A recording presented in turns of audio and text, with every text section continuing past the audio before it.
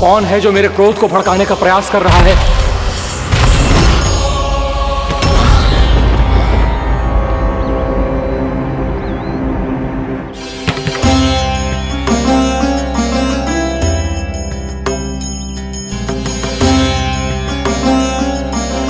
अभी क्या देखा मैंने? किसके पांव थे वो?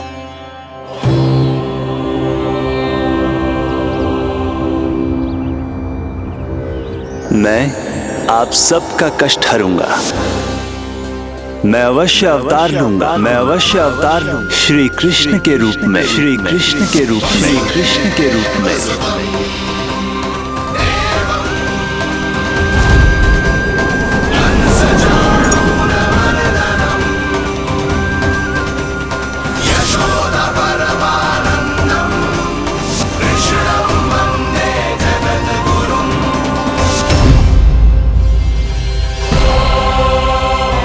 नहीं, नारायण चोरी नहीं कर सकते। अवश्य ये कोई पाखंडी है। यदि मेरा आभास सही है तो अब न ये मेरे क्रोध से बच पाएगा और न ही मेरे श्राप से। न ये मेरे क्रोध से बच पाएगा और न ही मेरे श्राप से।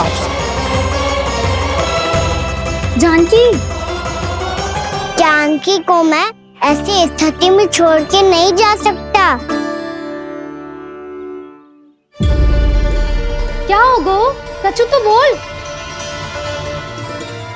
कछु करना चाहिए मुझे, पर करूं तो क्या? वापस गए तो जानकी और कस्तूरी पकड़ लेगी और मैया के पास ले जाएगी। समय पे घर पे ना पहुंचा तो पकड़ा जाऊंगा। हे नारायण, अब आप ही कोई सहायता करो। जी क्या हो गया जानकी को?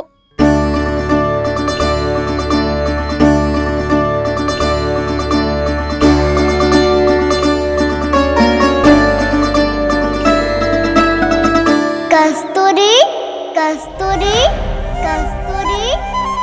जी मेरा नाम किसने पुकारो? कौन है वहाँ? रानी भाभी, रानी भाभी, तनिक सहायता करो ना। भाभी, जो देखो ना जानकी को क्या हो गया है। जानकी, जानकी, क्या हो गया है? कस्तूरी, तनिक जल लेकर आ। जानकी, क्या हुआ?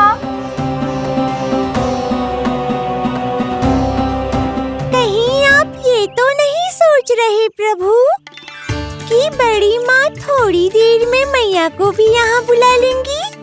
हाँ, और तो मैं निश्चिंत होकर घर जा पाऊंगा।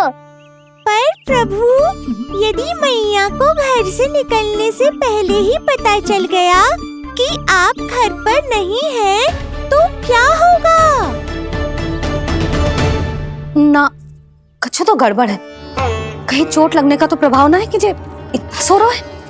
यदि मैया को आपकी अनुपस्थिति का पता चल गया तो क्या करेंगी वो? यशोदा, मुझे लगता है कि तुम्हारा मन ना आजकल ढूंढने लगो है कि कहीं से तुम्हें चिंता मिल जाए और तुम उसे व्यर्थ में ही ले लो। कहना क्या चाहते हो आप? यही कि तुम्हारा लल्ला कितनी शांति से सो रहा है और तुम यहाँ उसकी चिंता कर रही। सुबह की चोट को तो कब का भूल गए हो। तुम ही बताओ, तनिक भी पीड़ा होती इसे तो इतनी शांति से सो पाते हो ना? तो बस, तो फिर चिंता मत ही करो। मैं रहूंगा ना इसी कक्ष में, ध्यान रखूंगा उसका।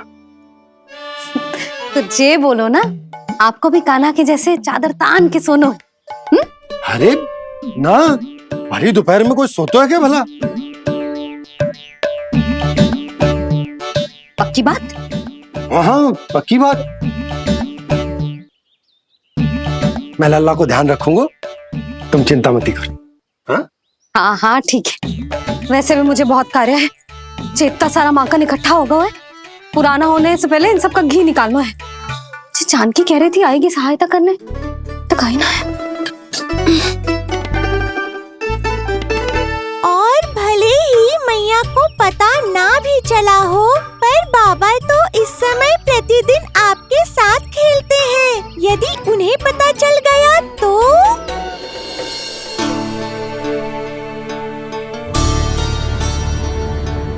देखा मैया कितनी चिंता करती है तेरी।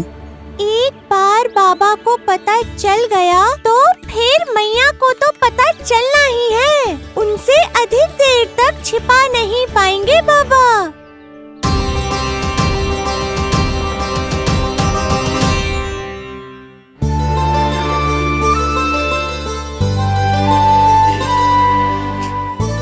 तेरी मैया ने मुझे इतना खिला दियो कि मुझे बड़ी तीव्र नींद आ रही।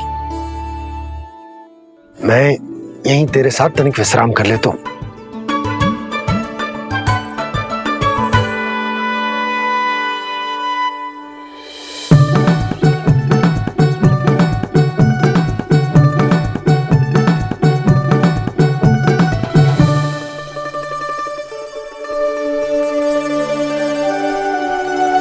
पता था मुझे यही होने वाला है। दोनों बाबा लल्ला आनंद से नींद लो, मुझे बहुत सारा कार्य करना है। चाहे बाबा को पहले पता चले या मैया को, आपके लिए तो दोनों ही स्थितियों में संकट है प्रभु। तीनों स्थितियों में मुरली, तीसरी स्थिति कौन सी प्रभु? वो भी तो पधार रहे हैं। वो कौन? जगत विख्यात महर्षि, अत्यंत क्रोधित स्वभाव वाले। प्रभु महर्षि दुर्वासा। उनका गुस्सा बहुत खतरनाक है, इतना कि देवराज इंद्र तक नहीं बचे। मेरा ऋषि दुर्वासा का घोर अपमान किया है तुमने देवराज इंद्र। जिस प्रकार से तुमने मेरी वरदान में दी हुई माला को ठुकराया है, उसी प्रकार से तुम्हारा पद तुम्हें ठुकराएगा और तुम्हारे साथ साथ अन्य सभी देवता भी अपने अपने पदों से नीचे गिरकर श्री विहीन हो जाएंगे। ये मेरा शाप है तुम्हें, ये मेरा शाप है तुम्हें, ये मेरा शाप है तुम्हें।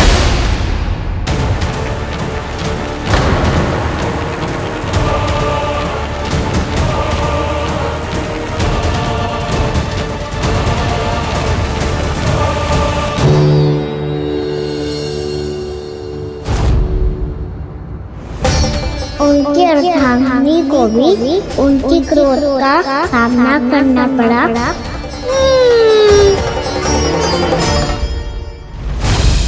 तुमने मेरी आज्ञा का अनादर करके मेरे सम्मान को भस्म कर दिया है कदली।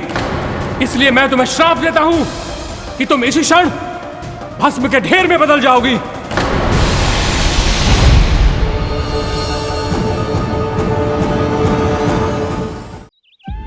ये क्या किया महर्षि आपने? इंद्र को भी नहीं छोड़ा, देवताओं पे भी दया नहीं की आपने, और अब मेरी पुत्री को अपनी क्रोधाग्नि से भस्म कर दिया। मैं आपकी संवेदनाओं को समझता हूं ऋषिवर, परंतु यदि मैंने देवताओं को श्राप न दिया होता तो समुद्र मंथन भी न होता और उन्हें अमृत भी न मिलता। और अब मेरे श्राप से आपकी पुत्री और मेरी पत्नी कदली फल बनेगी और श्री विष्णु जी की कृपा से सभी पूजाओं में सबसे अधिक प्रयोग होने वाले फल होने का सम्मान प्राप्त होगा उसे।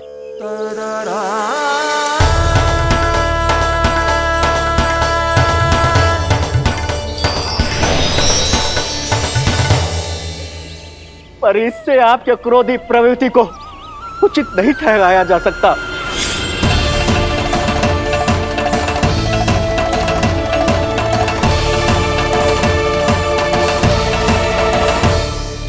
पर प्रभु, आपको उनसे संकट क्यों है?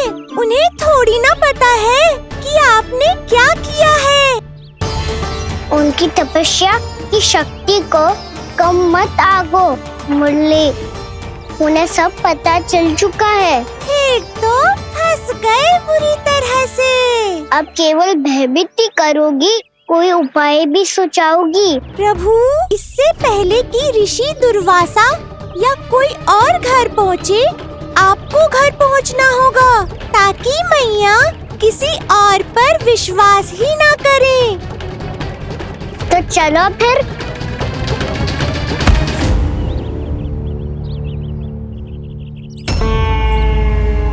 कान्हा, लगी तो नहीं तुझे? भाग तो ऐसे रहा था जैसे पीछे कोई चक्रवात आ रहा हो। चक्रवाती आरोह है ताऊ, रोड का चक्रवात।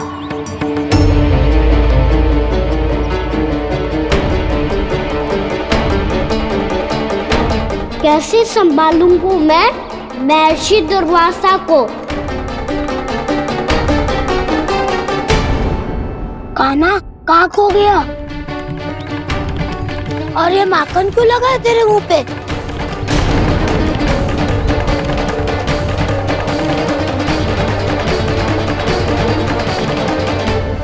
माखन, तुम सब यहाँ क्या कर रहे हो?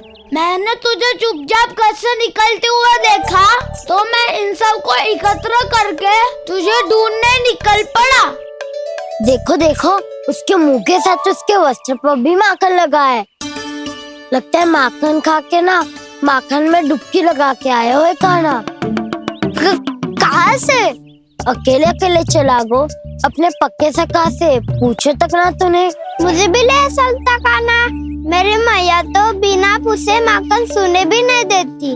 मुझे ऐसा क्यों लग रहा है कान्हा कि तूने माखन चोरी चुप के खाया है, और वो भी किसी अपरिचित के घर से? कान्हा, किसी अपरिचित घर से ना खायो। मैं तो जानकी के घर गया था चुपके माखन खाने। हैं? प्रभु, अपना भेद स्वयं ही बता दिया सबको।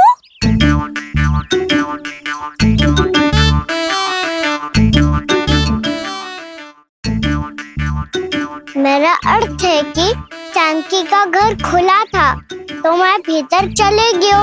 ना पूछे, पर वो तो सो रही थी ना, इसके लिए मैंने माखन बिना पूछे ही खा लियो। इसी को तो चोरी करना कहते हैं कान्हा। चोरी? ताई जी को पता चल जाएगा तो क्या होगा तेरा? कौन बताएगा मैया को? हम बताए या ना बताए, तेरे मुंह और वस्त्रों पे लगा माखन स्वयं ही बता देगा।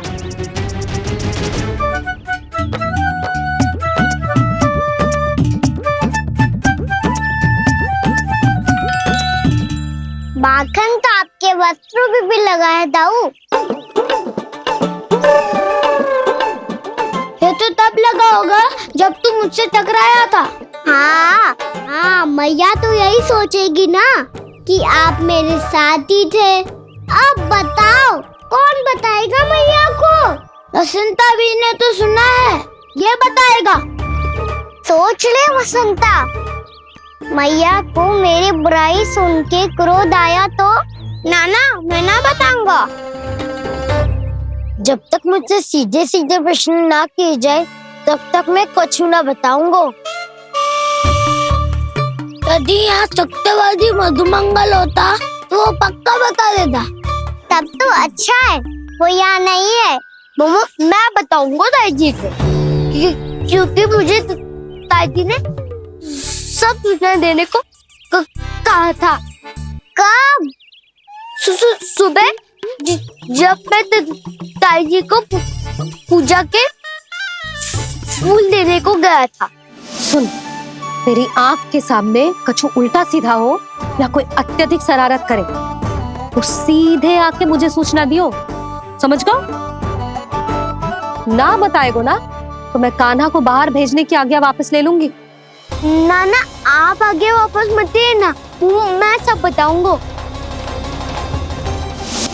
इसलिए आपको तो ताई जी को बताना पड़ेगा।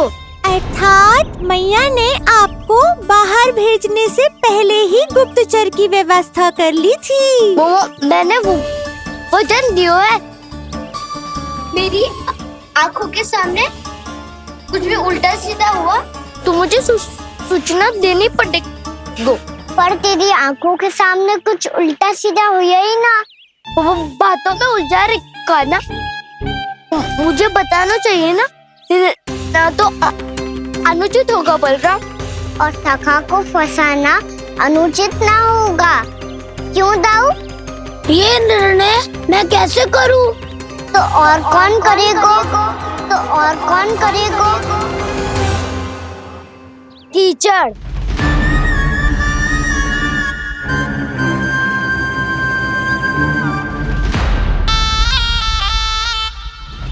टीचर इन्हें कैसे करोगे? कान्हा और शीदामा के बीच में कीचड़ फेंको प्रतियोगिता करते हैं।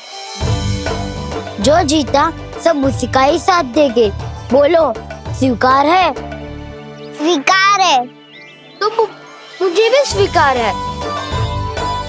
पर नियम क्या होंगे? जो पहले थक जाएगा उसको हारा हुआ माना जाएगा, या फिर जो 2 बार अपने विरोधी पर कीचड़ फेंक देगा वो जीत जाएगा।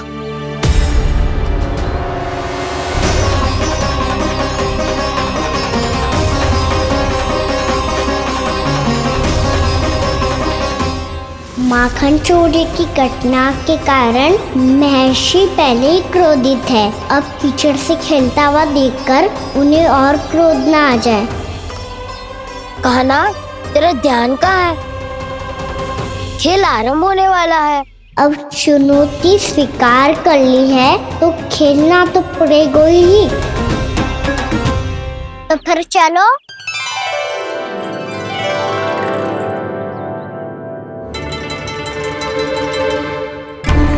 अरे हटो हटो, तनिक धुआं तो जाने दो।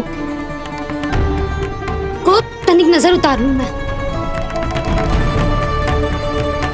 अरे वैद्य जी उपलब्ध ना है, मथुरा गए हुए हैं। इसकी स्थिति का उपचार किसी वैद्य के पास भी ना होगा, पर मेरे पास है।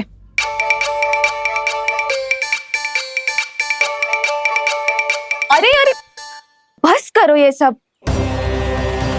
ये अधिकतर समय यशोदा के साथ ही होती है। हो सकता है उसे कुछ पता हो। जाओ, कोई शीघ्र जाकर यशोदा को बुला ला। मैं बुला लाती हूँ। हाँ हाँ।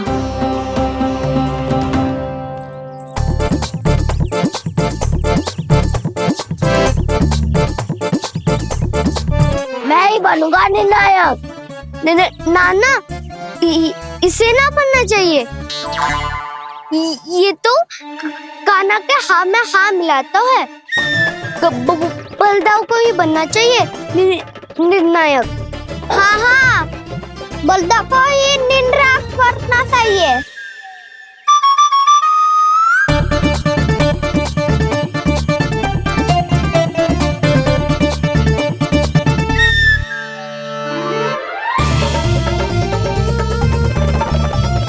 आरंभ करो।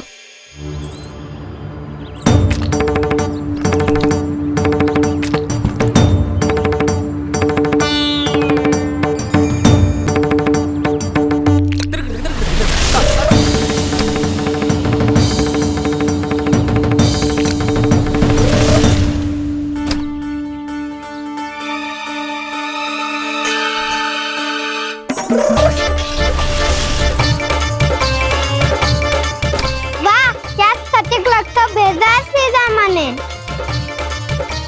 एक बार मैंने भी ऐसे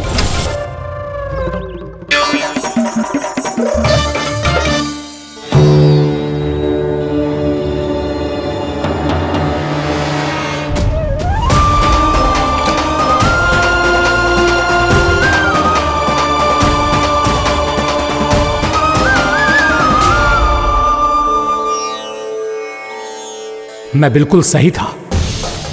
जो बालक सबके घरों से माखन चुराए, जो कीचड़ से खेले, वो नारायण का अवतार कदापि नहीं हो सकता।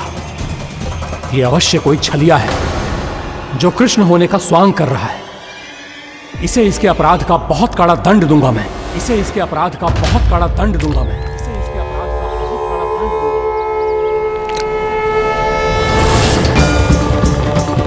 दूंगा।